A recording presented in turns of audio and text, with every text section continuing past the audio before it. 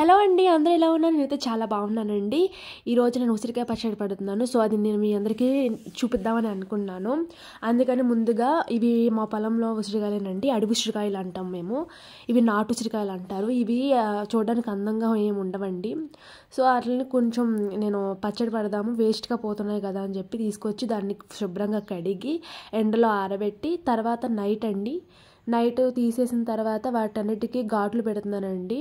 మొత్తం అన్ని ఘాట్లు పెడితే మనం పట్టించేవన్నీ కూడా ఉప్పు కారం అన్నీ కూడా బాగా పడతాయి అన్నమాట.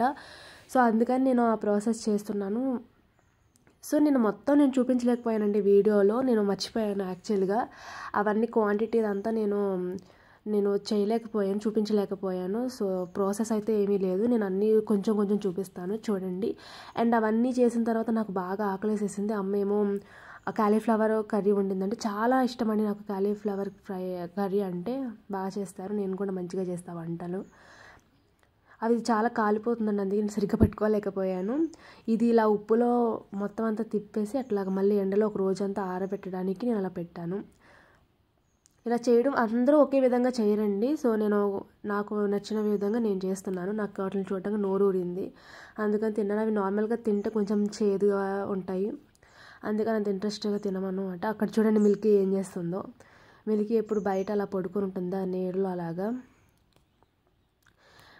ఆ పువ్వులు మొన్నటి వరకు పూయలేదండి, మా నాన్న తర్వాత స్ప్రే చేశారు పురుగులు చచ్చిపోవడానికి, అప్పుడు బాగా మంచిగా పూసాయి అన్నమాట. ఇక నైట్ నేను కలుపుతున్నానండి. ఆ ప్రాసెస్ అంతా నేను చూపించలేకపోయాను, అదంతా మీకు తెలిస్తే అంటే నేనైతే నా వేలో నేను చేసుకుంటున్నాను అనమాట. అవన్నీ కలపడం చూసారు ఆ కలర్ ఎంత బాగుందో, చూస్తుంటే నోరూరిపోతుంది కదా. నేను అది కలుపుతున్నప్పుడు కూడా నాకు అట్లానే అయిందండి. నేను అదంతా ఒక 3 days అలా ఉంచేస్తానమాట. ఆయిల్ అంతా వేసి అంతా క్వాంటిటీ అంతా మంచిగా ఉండి అట్లా అద్దుకోవాలండి. అట్లా 3 days ఉంచి తర్వాత నేను జాడీలోకి తీసుకుంటాను ఆ ఊరగాయ.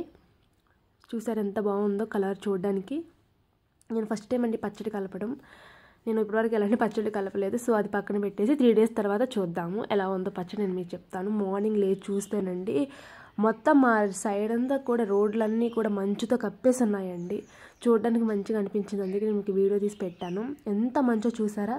సో ఇంతేనండి ఈరోజు బ్లాగ్. బాయ్.